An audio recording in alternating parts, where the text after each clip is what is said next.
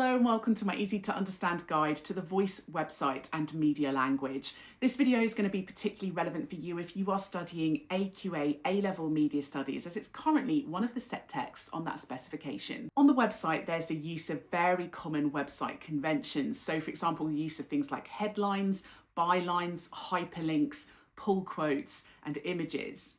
Like most websites, they make use of a range of interactive content like competitions, polls, quizzes, and comments boxes. Their social media also makes use of regular conventions like the use of emojis, as well as hashtags and tagging people in an attempt to broaden the reach of all of their posts.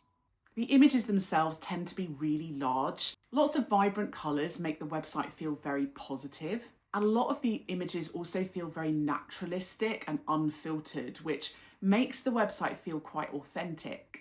The layout of the web pages are quite user-friendly, so lots of chunked information, images, small amounts of text makes it feel very easy to use. There's obviously a menu, there's subscriptions, links to social media. It feels quite simple and non-fussy, which adds to this feeling of modernism. We also get this modern feeling from the typography, which is bold and sans serif. The language or the mode of address is quite accessible as well, so fairly simple, conversational. It's formal, but it's not overly complex.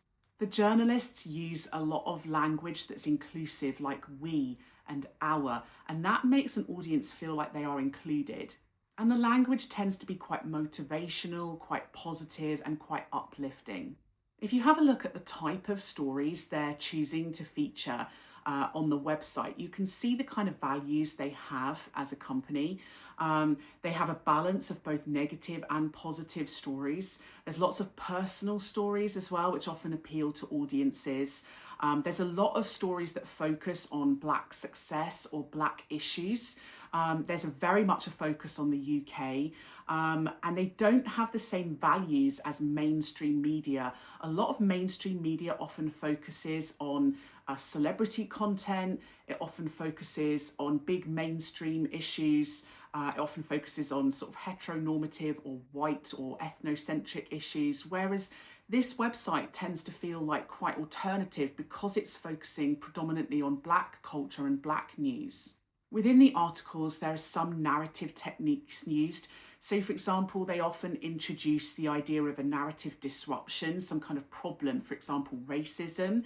And within the article, they will often explain what is being done to tackle that disruption and whether there's been any kind of resolution to this story. You know, has the criminal been brought to justice? Has somebody gone to prison? Has this issue been resolved?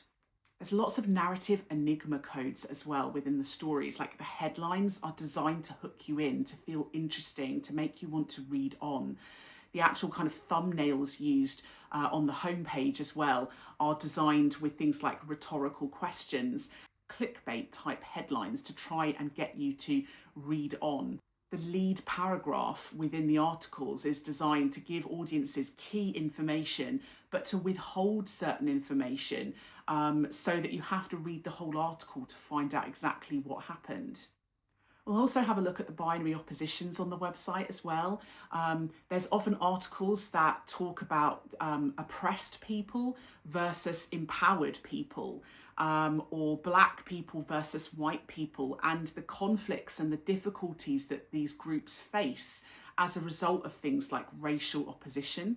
Stories often seem to focus on what's fair versus what's unfair, or unity versus division, justice versus injustice. And obviously audiences are encouraged to side with a certain part of those binary oppositions. We're encouraged to position ourselves with the Black people, with the people who are often oppressed, with the people who want justice, with the people who want fairness.